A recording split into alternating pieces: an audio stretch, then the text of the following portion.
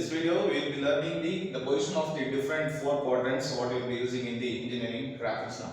Now, if you take the three-dimensional view, in the case of the horizontal plane bisecting a vertical plane, now after the bisecting, we will be having four quadrants here. Now, we will be naming from the right topmost, we will be naming as the first quadrant, second, third and fourth. Now, if we represent this three-dimensional bisection in case of in a conventional two-dimensional this thing. Now this is the bisection of the horizontal plane with respect to the vertical plane. The horizontal line is nothing but this three-dimensional view of the horizontal plane, and this vertical line it represents this form of this three-dimensional form of the vertical plane. We will be using a two-dimensional conventional form.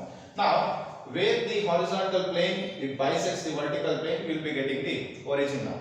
Now the first quadrant, so the different quadrants what we will be obtaining in the engineering graphics are nothing but the first, second, third and the fourth one.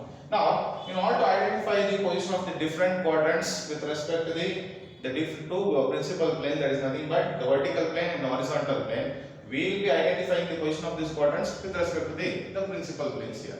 Now, following this table, we have the quadrant here and the position of the quadrant with respect to the horizontal plane and the vertical plane. Now the first quadrant, as it is clear from this two-dimensional diagram, now it is lying, if you take this horizontal plane and the vertical plane, the position of this quadrant can be identified by using the position of this horizontal and vertical plane. The first quadrant it is lying above this horizontal line and in front of this vertical line. So this position, first quadrant position can be identified by remembering this one. First quadrant, it lies above the horizontal plane and in front of the vertical plane. Very simple, isn't it? Now, if we move on to the second quadrant here, now similarly with respect to this half of the line, with respect to the left half of the origin and this vertical line which is lying above the origin.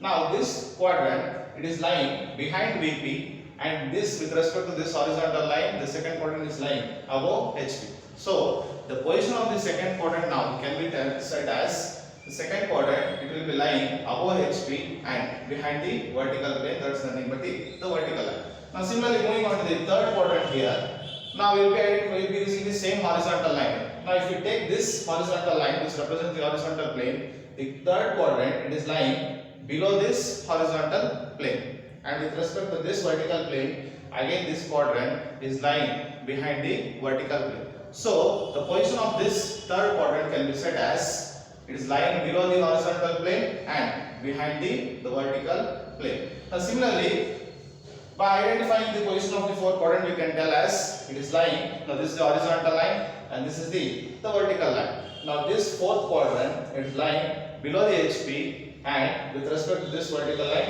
it is lying in front of the vertical plane or the vertical line. Now this is the basic idea of remembering or the position of the quadrants with the help of the horizontal plane and vertical plane. Thank you.